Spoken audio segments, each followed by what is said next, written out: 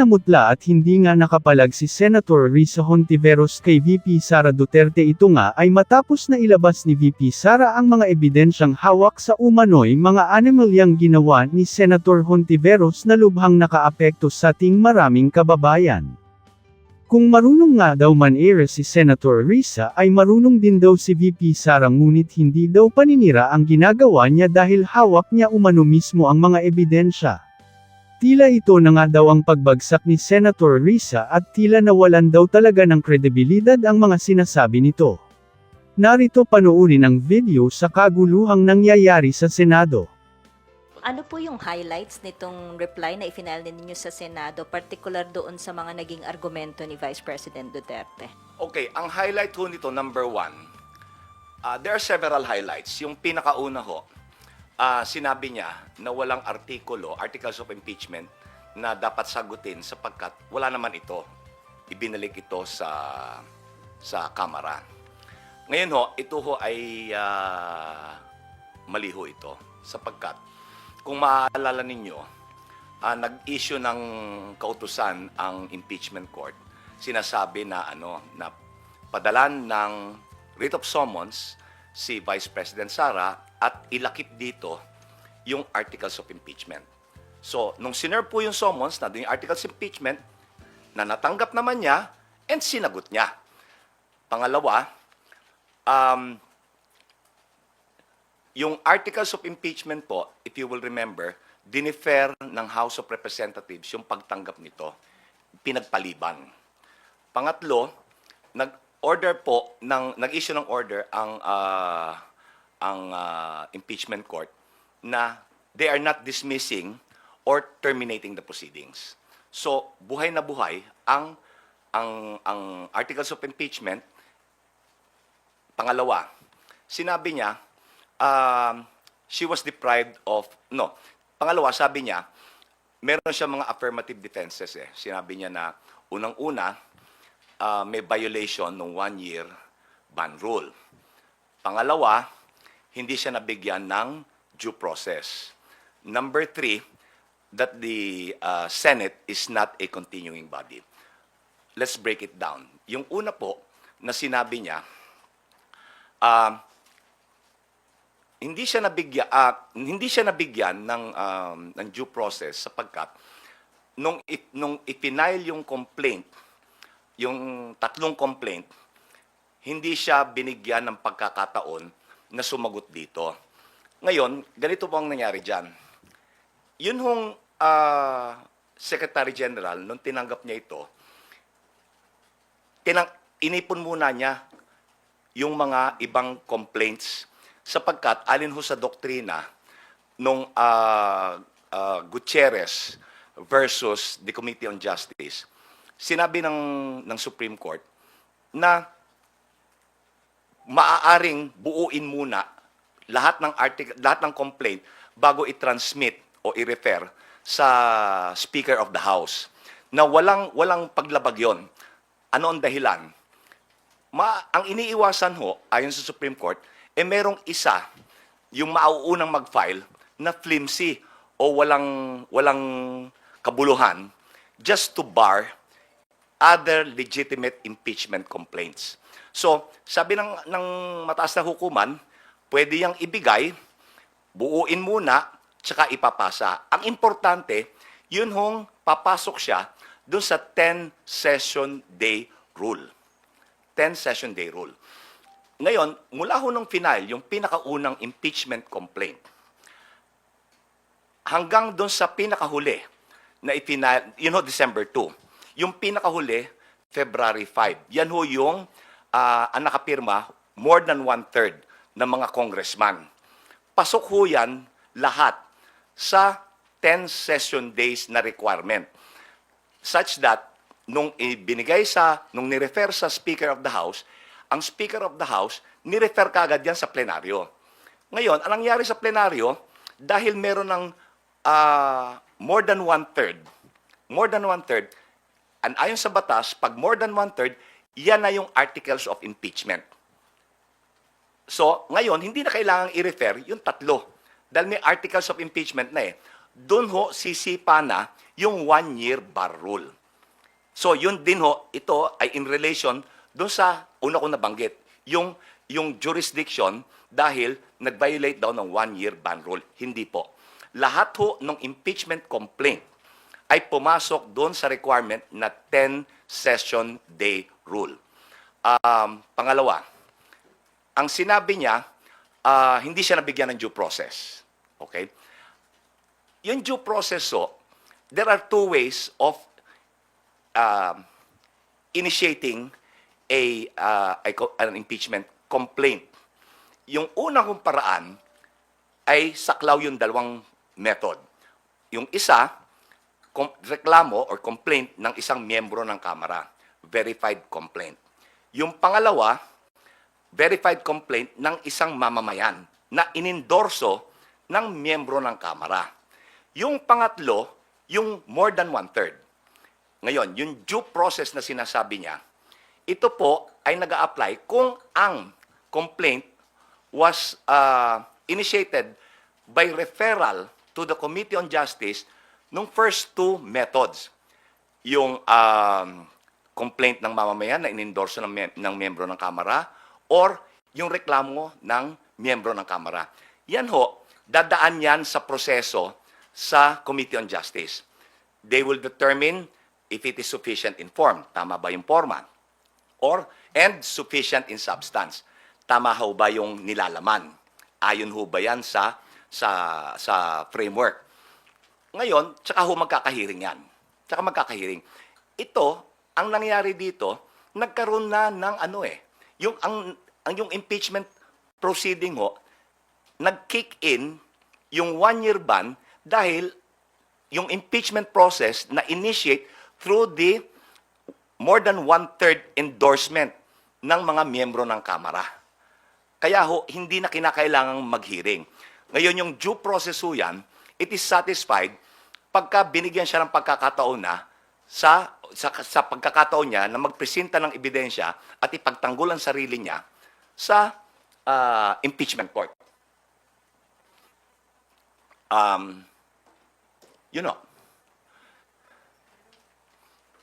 Sir, ano po yung argument ninyo, yung prayer ninyo and yung argument ninyo sa sinasabi na walang statements of ultimate facts dito sa trials? Yan ho, buti nabanggit nyo yan. Ang sinasabi nila, walang statement of ultimate facts. Ano ba yung ultimate facts? Yan ho, yung paglalahad, ano yung mga sirkumstansya, ano yung katotohanan, what are the facts na bumubuo dun sa sakdal. Ultimate facts. Pero hindi lang ho yan ang requirement ngayon eh. Na-repeal na ho yung 1997 rules of court na sinasite niya.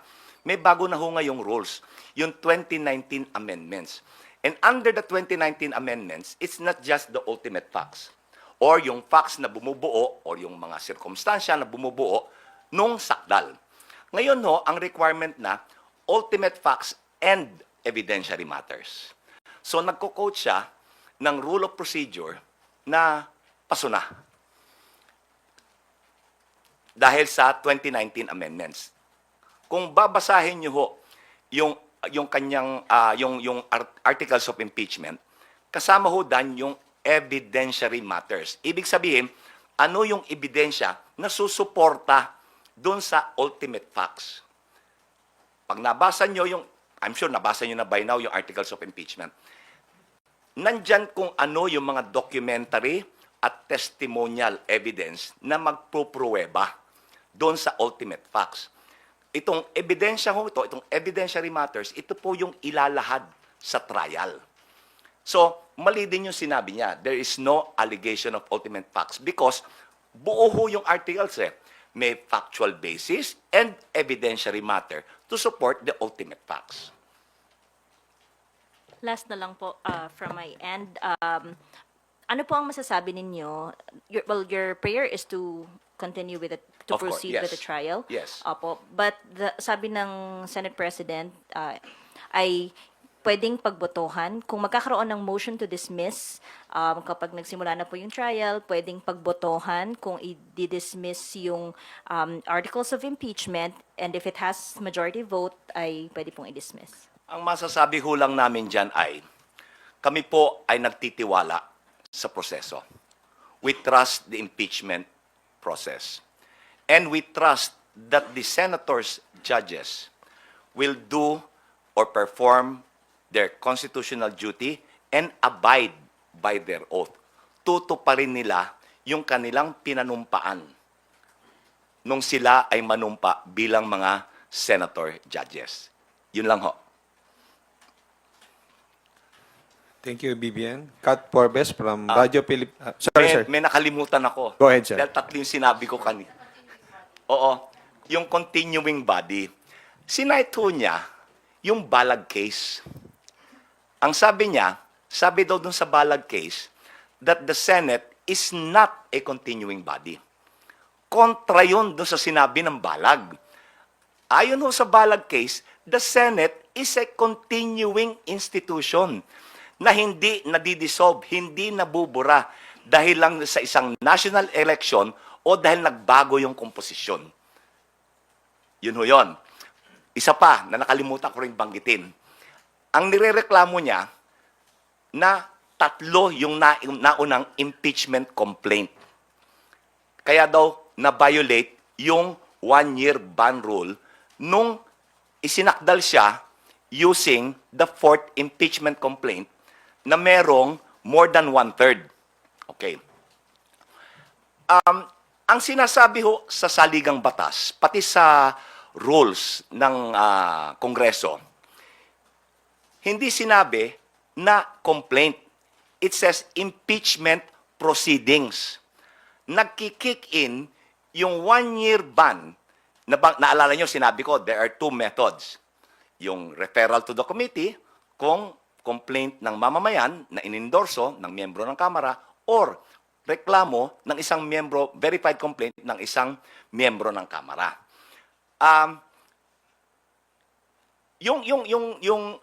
Sinasabi niya na complaint, wala ho sa saligang batas yan. Ang sinasabi ng saligang batas, impeachment proceedings, which kicks in pag nirefer sa House Committee on Justice. Gaya na sabi ko, naging moot and academic because meron ng more than one-third. So, nag-kick in na. Naging epektibo na yung one-year bar rule because of the fourth impeachment complaint. Na lahat naman sila pumasok dun sa 10-session day rule. Buti na alala ko. Thank you, sir. Thank you. Thank you, Bibian. Kat Porbes from Radyo Pilipinas. You may now ask your questions. Sir, balikan ko lang po yung dun sa sinabi kanina ni Vivian na yung possibility po na pagbotohan yung dismissal or even nga daw po yung conviction, pwede daw pong pagbotohan siya ng majority. Meron pong naunang statement no si SPS Codero na sabi niya, wala namang bawal na motion. Yan ang problema ko sa marami nagsasabi na kung ano-ano. Asan ba yung rule? Asan ba yung provision sa saligang batas or rules on impeachment na bawal ang ganito o ganyang klaseng motion? Just because wala pong nakalagay, ibig sabihin po ba, pwede ba siyang gawin? Just because walang explicit po na nakalagay? And pangalawa na lang po, kung sakali man po na umabot po dun sa punto na meron pong motion for dismissal, ano po ba yung pwedeng maging recourse ng prosecution panel? Uulitin ko ho. We trust the process of impeachment. We trust that the senators, judges will perform their constitutional duty and abide by their oath. Ngayon, kung ilalagay nila sa boto yan, hindi namin mapipigil yan. Dahil sila ho yung husgado eh. Ang recourse namin, later on, pag nangyari yan, maaaring umakyat kami. Maaaring umakyat kami sa Supreme Court. Wala tayong magagawa kung mas matagal siya. Nandiyan na yung sitwasyon eh. Hindi naman pwedeng tanggapin na lang natin. So, we will find recourse. Pero, hopefully, hindi tayo aabot doon. Hopefully, they will do what is right. According to their judgment. Yun lang po yung clarification. Thank you po. Thank you, Kat. Next question will come from tapos na si Bibian, si Marian Enriquez from TV5. Hindi po kaya, yun din yung gusto sa ng Senado na dalhin ng Kamara, ng prosecution, itong issue nga ng impeachment sa Supreme Court. Ayoko ho maghaka-haka na yan ang gusto nila eh. Mahirap po maghaka-haka dahil magtiwala ho tayo sa proseso. And then, bantayan na lang natin kung anong dapat nating gawin kung umabot sa ganong hangganan. Uulitin ko, may tiwala pa rin kami sa proseso. Kung hindi tayo magtitiwala sa proseso, there will be chaos. Sir, can you elaborate? There will be chaos. What do you mean by that? Well, we are a democracy. We are governed by rules. We are governed by law. Kung mawawalang bisa ang batas, there will be chaos. There should be order. Kaya ho nandiyan ang batas for order. Kaya ho, rule of law is primordial.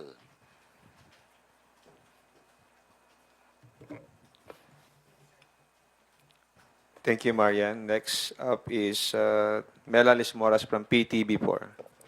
Hi, good afternoon, sir. Sir, follow-up lang po dun sa naging tugon nyo nga po kay Ate Vivian kanina regarding dun sa inyong reply. So, generally, sir, kung isa-summarize yung naging reply ng House Prosecution, ang sinasabi nyo, yung answer ad cautelam ng kampo ni Vice President Sara Duterte ay parang puno lang ng falsehoods and baseless yung mga arguments. Ganun po ba? In general, yes. Misconceptions, falsehoods, and general denial. What's a general denial? Hindi ho niya sinagot yung mga factual allegations Sinabi lang niya, hindi totoo yan.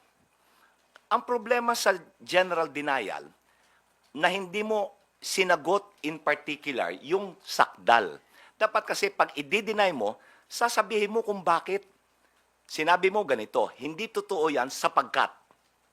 Okay? Wala siya nun sapagkat. Ngayon ho, sa batas, ang general denial is considered an admission. Ano yung mga marami siya, hindi niya tinanggi that there was an attempt, merong attempt na supilin, to suppress yung paglabas ng mga dokumento from COA. Kung maaalala nyo, nabanggit ko sa dati kong paglalahad, itong kanyang chief of staff, si Attorney Lopez, sinulatan ng COA, huwag kayong makikipagtulungan. Huwag nyo ilalabas yung mga dokumento. Hindi niya itinanggi yun sa answer. Hindi niya itinanggi na malaking halaga ng confidential and intelligence funds ay nagasta sa napakaiksing panahon. Yung example ho dyan, yung 125 million, na ginasta in 11 days. Hindi niya itinanggi yan. Hindi niya itinanggi na yung mga liquidation documents. Sinabi namin, fake ito, fictitious yung taong to. Hindi niya in-address yun. Quiet. Sinabi lang niya, hindi totoo. Among others, yun ang ibig kong sabihin, na dapat pag ikaw itatanggi mo, if you will deny it, you should say why you're denying it. Hindi totoo yan sapagkat ito ang tunay na nangyari. Yung kanya, sinabi lang yan, hindi totoo yan. So, sa amin ho, sa batas yan, that's an admission. Opo. Very clear. And sorry sir, last na lang po from my end. By Monday, June 30, 12 noon, ay magtatapos na yung termino ng mga 19th Congress lawmakers. And alam naman natin sa prosecution team, may dalawang magtatapos na yung termino. Paano lang po makakaapekto sa House prosecution team yung pagkakaroon na ng mga bagong kongresista, may mga dating kongresista na matatapos na ito? Wala akong pagbabago sa prosecution team. Ang mababago lang ho dyan, yung dalawa na nabanggit ko, na yung dalawang hindi pinalad nitong huling eleksyon, ang papalito ay si Attorney Jokno at si Senator De Lima. Otherwise, wala akong pagbabago. Pero uupo po sila kapag nagbalik session, nagkaroon na po ulit ng session? Paano po? Paano upo? I mean, paano po ba yung magiging procedure ng pagsali nila, sir, sa prosecution team? We will just, they will be deputized by the House. Kasi kung naalala nyo, Noon hong plenaryo na inaprubahan ng Kamara, nung plenary, yung yung articles of impeachment, itong nakabinbin ngayon, right after that, nag-election ho, inelect nila yung public prosecutors eh. So ang mangyayari ho, magkakaroon uli ng ganon doon sa dalawa. They will be deputized by the House to be the to sit as public prosecutors on behalf of the House. Kaya ho, ang mangyayari ho dyan, it is not House of Representatives versus Sara Duterte. Ang title ho niyan, in re impeachment, the prosecution now will represent the people of the Philippines. People of the Philippines na ho. Not the House. Kasi yung House represents the people of the Philippines eh, di ho ba? So, yun ang mangyayari dyan. Thank you po. Okay, go ahead, Kat. Sorry sir, di ba po nagpa-resubmission ng entry of appearance? Yung dalawa po, magpapa-entry of appearance pa rin po ba sila? Kailangan ho. Thank you, Kat. Tina Panganiban Perez from GMA7 is now recognized. Good afternoon po, sir. Hello. Attorney Bucay, how did the prosecution reply to the defense's prayer to dismiss the articles of impeachment? Ang sinabi ho namin, yung grounds that she cited for dismissal, walang batayan. So, dapat ma-deny. Walang batayan, yung grounds for dismissal, yun ho yung diniscuss ko kanina. Yung one-year ban rule, she was not afforded due process, Senate is not a continuing body, yun ho kaninang diniscuss ko. Na mali ho lahat eh. So, dapat i-dismiss. Hindi dapat dapat hindi bigyang pansin. So may prayer po yung prosecution na mag-trial na po tayo. Yes. Dapat yung no prohibited motion pero ilang beses na po nasagot. Thank you. Ang prayer ho ng prosecution is to deny the dismissal and to proceed to trial. Yun lang ho naman ang gusto natin eh. Yun ang gusto ng bayan eh. Ilabas ang ebidensya. Ilabas ang ebidensya ng prosecution and then ilahad niya ang ebidensya niya. Thank you. We will now hear from Earl Tobias of IBC 13. Hi, sir. Good afternoon po, attorney. Attorney here. Ayun. sorry. Hi, sir. Sir, attorney, connect ko lang dun sa tanong na hindi nga po na for the prosecution, hindi na fulfill ni Vice President Sara Duterte yung dinedenay niya to, pero bakit? Isa po dun sa mga rason na nabanggit niya sa answer ad cotelem ay wala namang limitasyon sa kung kailan o kung gaano dapat kabilis yung paggastos ng confidential funds patungkol po dun sa 125 million. So, attorney, i-consider niyo po ba yun na again, another tactic ng pangti-technical? Kasi ho ganito, no? Hindi lang ho naman pinag-uusapan kung gaano kabilis ginasta. Saan ginasta? Yung confidential and intelligence funds ho, ay para sa particular na layunin. It is for a specific purpose. Yung lumabas ho doon sa mga hearing nung Committee on Good Government, yung Blue Ribbon Committee, lumalabas na hindi para sa ganoon layunin yung pinagkagastahan eh. Hindi lang ho yung bilis. Nakakadagdag lang yung bilis. Ang bilis mong ginasta, pero hindi para sa layunin na dapat doon mo ginastos. At so, sir, asking directly, yung sagot ni Vice President Sara Duterte sa mga inilatag ninyong kaso ay parang irrelevant o taliwas sa hinihingi dapat. Yun ang scrap of paper. Tinuring niya yung articles na scrap of paper, yun ang scrap of paper. Walang, yung sinagot niya, walang halaga. Okay. Sir, follow up na lang with that. Kasi sabi, without ultimate facts din daw, parang full conclusion, total conclusion, yung buong articles of impeachment daw. At isa dito sa mga sinasite ni Vice President Sara Duterte, wala naman daw pong kontrata doon sa kanyang pagbabanta sa buhay ni Pangulo, ng First Lady at ng House Speaker. Alam niyo ho, yung pagkontrata ng mamamatay tao, hindi ho naman sinusulat yan eh. Hindi ho ba? Hindi naman sinusulat yan eh. I agree to kill, etc. Walang ganun eh. Kasi illegal eh. Eh siya na rin yung nagsabi, kumontrata ako ng asasino, ng mamamatay tao. Hindi naman sa amin ang galing yan, sa kanya. At inulit pa niya. Hindi ho ba? Another interview, inulit niya. Kung maalala nyo, nung una yung sinabi niyan, na ipapapatay ko, may kinontrata na ako, no joke. No joke. So anong kontrata ang pinag-uusapan natin? Kontrata na, nasa kasulatan, nakanotaryo? Come on. So sir, whatever the Vice President stated online and publicly is evidence enough? Yes, kasi ho, siya mismo, ginagamit din niya, admission against interest, ginagamit din niya against the Secretary General. Yung interview ni Karen Davila, ginagamit mo yun, pero ayaw mong gamitin namin yung ginawa mo online, broadcast. So selective. Kung ano yung makakapabor sa kanya, dun siya. Kung hindi, ayaw niya. Di ba? Thank you, Attorney, for the direct answers. Last from my end po. Sa usaping constitution pa rin, napapag-usapan yung forthwith, pero nasa linya rin po under the accountability of public officers that public office is a public trust. Public officers and employees must at all times be accountable to the people. Sa nangyayari po ba sa impeachment trial, nasusunod po ba yung at all times na accountability na dinedemand sana sa mga public officials? Yan ho ang lalabas after malahad ang ebidensya. Yan ang lalabas after makinig ang panig ng prosecution, makinig ang panig ng depensa. Now, yung question of accountability, papasok na. Titimbangin yung ebidensya ng magkabilang panig. Yun ho ang sasagot, yun ang tutugon sa katanungan nyo. Thank you, Earl. Janelle Escapante from GMA Online.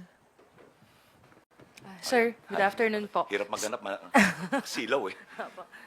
Sir, Senator Alan Cayetano said yesterday that the Senate will only allow the presentation of evidence against the Vice President if the Senate Impeachment Court rules that the impeachment complaint is constitutional or wala pong constitutional defect.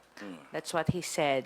So do you agree with his position po that the Senate Impeachment Court should rule first that the complaint that the House filed is constitutionally sound? Okay. Yun yung constitutional compliance ay nailahad ho namin yan eh. Doon sa reply, pinaliwanag ko. I think partially, kanina napaliwanag ko na rin kung bakit kami compliant. Including, idadagdag ko, yung submission namin. Sinertipikahan ng Kamara that there was no violation of the one-year ban rule and the articles of impeachment complied with all constitutional requirements. Narinig ko na sinabi ni Senator Cayetano na Follow-up, sir, kasi sinabi niya rin na there's no need to panic addressing concerns that the trial could not proceed. No need to panic. What's the worst that can happen? They could file again next year. Yun po ang sinabi niya. So how do you take it? the worst that could happen is that we ignore the Constitution. We brush aside the Constitution. We are a country governed by the rule of law. And uulitin ko, we trust the process. Thank you po, sir. Thank you, Linesca. Vic Sumintak from Net25. Attorney, magandang hapon po. Hello. I just want to follow up regarding the question of cut. If ever na the impeachment court mag-decide sila doon sa appeal ng depensa to dismiss the impeachment case against the Vice President Impeachment Court. My question is the decision of the impeachment court as sui generis is reviewable, can be reviewed by the Supreme Court or can be appealed to the Supreme Court? Yes. Because the Supreme Court is the ultimate arbiter to determine whether an act or a law or a regulation is constitutional or not. They're the final arbiters. So, But attorney, on the case of judgment, acquitted or convicted, di ba, hindi pwedeng hindi pakialaman na. po, hindi pwede. Kasi pag ang pinag-uusapan, judgment of guilty or not guilty, that is not reviewable by the Supreme Court. Ang reviewable ho, subject to judicial review, is compliance with constitutional parameters. Okay. Sir, another follow-up. You stated a while ago na if ever na mag-decide ang Supreme Court to dismiss the case, Supreme Court? impeachment court, Okay. there will be chaos. So ano yon? No. There will be a constitutional crisis. No, hindi ko po sinabing there would be chaos. It might cause. Chaos. Opo. Kasi, ang ibig kong sabihin, pwede hong hindi tanggapin ng bayan yan, pwedeng tanggapin, that is one scenario. Hindi ko sinasabi na dapat magkaroon ng chaos. Hindi ho. Okay. No, no. Sir, to be specific lang, kung alimbawa ganon, i-dismiss nila, magkakaroon ng constitutional crisis? O what? Kung i-dismiss ho nila without trial, Yes. wala ho namang constitutional crisis because iaakyat nga sa Supreme Court.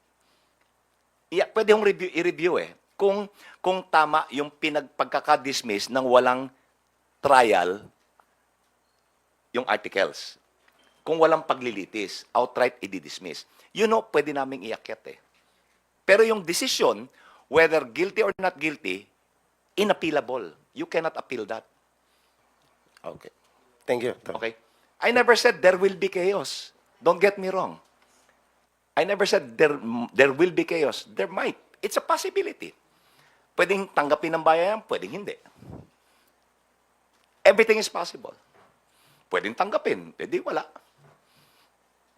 Because ang ultimate na boss ho natin ay ang taong bayan eh. Thank you. Thank you, Vic. Rosalie Cas from UNTV. Go ahead. Hello po. Good afternoon po, Attorney. Hi. Yeah, last interview with you via Zoom po kasi na-mention nyo po, yun pong balak nyo after na ma-submit yung pleading or yun pong tugon sa reply. answer ad cautelam. Opo, can you walk us through what will happen next after you submitted to the Senate your reply to the motion of VP Duterte? Itutulak nyo pa rin po ba yung pagkakaroon ng pre-trial Yes, ng mas maaga? Opo. Kasi yung pre-trial is very convenient for all parties concerned. Dahil sa volume, sa dami ng aming dokumento, mahirap po itong i-identify eh. Pagka nagtatrial ho kasi, kada piraso ng ebidensya, ipapa-identify mo, mamarkahan mo, so tatagal ho yung proseso. With a pre-trial, may pre-marking. So, pag presenta mo sa testigo, markado na, ipapa-identify mo na lang. Malaking convenience. May inaay po ba kayong particular date ng start ng pre-trial? Wala po, nasa sa impeachment court po yan eh. Pero para ho sa amin, mas maaga, mas maganda. Ay, may nabanggit din po si Senate President Escudero na yun pong inyong pagiging spokesperson ng House Prosecution Panel is only until June 30 and kailangan po ba na i-renew yung designation nyo na yun pagpasok ng 20th Congress? Hindi na ho pa dapat pagtalunan yan dahil madali ho namang i-comply yun eh. Madali ho i-comply. Hindi na ho dapat pagtalunan yan. Ito po, pahabol na lang din po. Regarding po dito dun po sa nakalagay sa response nyo rin po, sa Reply. that the only legal strategy of the defense is to have the case dismissed and avoid trial. Can you elaborate po and explain? Nandyan yun, nandyan ho yun, parang napaloob din yan doon sa reply eh, na given the answer ad cautelam, yun ho yung direksyon na tinutuhog eh, to dismiss without trial. Ba't niya in-erase yung mga issues about one-year bar rule na sinagot naman namin, absence of due process na sinagot namin, Yung Senate is not a continuing body na sinagot namin. Wala yung articles of impeachment na sinagot namin. So, they want a shortcut. Wala ng trial. Dismiss na lang. Kaya doon sa prayer namin, i-deny yung kanilang motion to dismiss. Thank you. Marian? Sir, sorry. Sir, there's also this part po dun sa reply. Respondent's prayer to dismiss the articles of impeachment on technical grounds must be denied on the ground of public accountability. Cannot be skirted by citing procedural shopping. Can you elaborate on Okay, ganito ano. Ito yung nabanggit ko noon, wagging the dog. Ano yung wagging the dog? It's an idiom. Mas binibigyan ng halaga yung merong lesser value kesa sa mas importante. Ano bang mas importante dito? Yung substance, yung katotohanan. Okay? Hindi yung procedure, technical. Yun ang walang maisagot sa substance. Ang tutuunan nila ng pansin, yung technical. Yun yung ibig sabihin yan. Mas pinapaigting ang kahalagahan ng procedure, technicality, kesa doon sa substance ng complaint. Dapat sagutin mo yung reklamo. Kung maalala nyo, mula nung hearing doon sa Committee on Good Government, ganyan at ganyan din. Hanggang ngayon, walang paliwanag. Nasa impeachment na tayo, nag-file ng answer, wala pa rin paliwanag. Lato tayo nang huhula pa rin. Di ba sabi niya, gusto niya ng trial. She wants a bloodbath. Bubble bath eh. Hindi bloodbath, bubble bath. Di ba? Earl, Tobias? Attorney, mabilis na follow-up lang. With that, given na nakikita nyo pong heading towards dismissal yung defense, is that a sign of a weak or a rattled defense? Hindi ko sinasabi na doon patungo yung direksyon ng court. Yun, doon patungo yung depensa. Hindi ko sinasabi na doon patungo yung impeachment court. Ha? I never said that. Doon patungo yung direksyon ng depensa.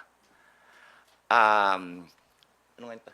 Attorney, ang tanong ko po with then, is that a sign of a weak or a rattled defense from the PP? It's a sign of no defense. Kasi kung may depensa on the facts, gaya ng sinabi ko, hindi general denial. Specific denial. Hindi totoo sapagkat ito ang totoo. Wala nun eh. Wala ho nun. Okay? Sir, sorry. Sorry, follow. Meron daw po kasing mga statement po si EPCC Senator Alan Peter Cayetano yesterday na dapat daw muna bago pag-usapan yung dismissal, talakayin yung jurisdiction nga, no, nitong pagtalakay ng impeachment complaint, lalo na kung tatawid pa sa 20th Congress. Kailangan pa ba yan pag-usapan, sir? Sige ho, kung yun ang gusto ng impeachment court wala kami magagawa.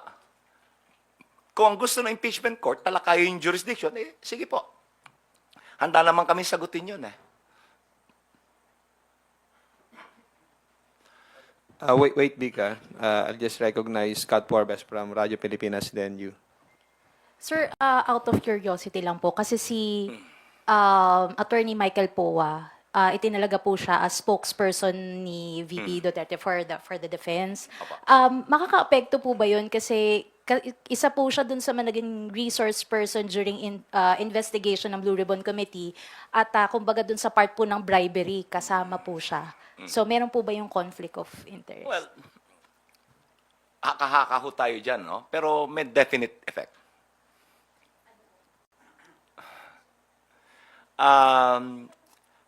Kasi, there are two ways of looking at it. Sa isang banda, dahil nagtestigo siya, may transcript na yan, di ba? So, ang option, gamitin ba yung transcript or gamitin siya as a hostile witness? So, marami hong dynamics involved na abangan na lang natin. Abangan na lang. Pero marami yung dynamics eh. Maraming dynamics dyan. Dahil gaya ng what you pointed out, true, ginamit siya. Tumestigo siya. In fact, as a co-conspirator. Di ba? So, I think from there you can draw your own conclusions. Pero may epekto talaga. Thank you, Kat. Vic, Sir, suminta. just a quick follow-up lang doon sa point ni Earl. Sabi nyo nga, doon patungo yung depensa, yung outright dismissal of the impeachment case. Hindi kaya talagang doon pupunta kasi guided by the motion of Senator Judge De La Rosa. In the first place, kaya nagkaroon ng ganyang issue na sumagot sila ng pati sa answer ad coelam dahil nga doon sa motion na yon to dismiss. Ayoko hong maghaka-haka na sinundan nila yung lead ni Senator De La Rosa. Haka-haka na ho yan eh. Pero sa pamamaraan ng pagsagot, ayaw mag-trial. Tahasan kung sasabihin.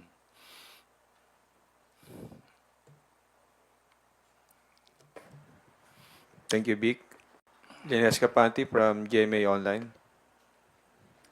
Sir, on the yung possibility ulit of motion to dismiss, should the Senate impeachment court entertain a motion to dismiss similar to what was put forward by Senator De La Rosa, given that the Senate already discussed that motion and amended it? In the event na ganun ulit, may mag-move ulit, kahit hindi si Senator De La Rosa, defense or any other senator judge to dismiss outright, should the Senate impeachment court entertain that motion, deliberate on that motion, kahit na napag-usapan na thoroughly before? Hindi ho namin mapipigilan yan kung gusto nilang i-entertain yung motion eh. Hindi ho namin, we cannot object. Sila yung husgado eh. We cannot object kung yun ang unan lang gustuin. Pero kung para sa amin, hindi ho karapat-dapat. But nasa sa husgado ho yan. Thank you, Lenesca. Red Mendoza from Manila Times. Hi po, good afternoon po. Hi. First question lang po. Na-point po ng PDP laban si Attorney Freddy Topacio as the official spokesman for the impeachment trial. Ano pong inyong masasabi sa pagkaka-appoint ng PDP, the party of the father of the Vice President, kay Attorney Freddy Topacio? Everybody welcome. The more minds, the more ideas, the more discussion para ma-educate yung bayan. Okay lang ho yan. In the same vein na yung announcement po ni VP nung Wednesday na si Attorney Michael Powa is going to be her defense spokesperson. Okay lang ho yan. Attorney, nagsalita si VP sa isang interview sa RT and she said in a foreign media news website or outlet na the impeachment is politically motivated, na it's part of the Marcoses' way to perpetrate themselves into power. And connected daw ang arrest ni PRRD and the impeachment of her kasi sinabi niya na nag-file na hindi nagtagumpay yung People's Initiative against her, People's Initiative for the Parliamentary Reform Government, kaya nag-move ng impeachment against her. Your thoughts po, Attorney, about dun sa sinabi ni VP sa RT interview niya?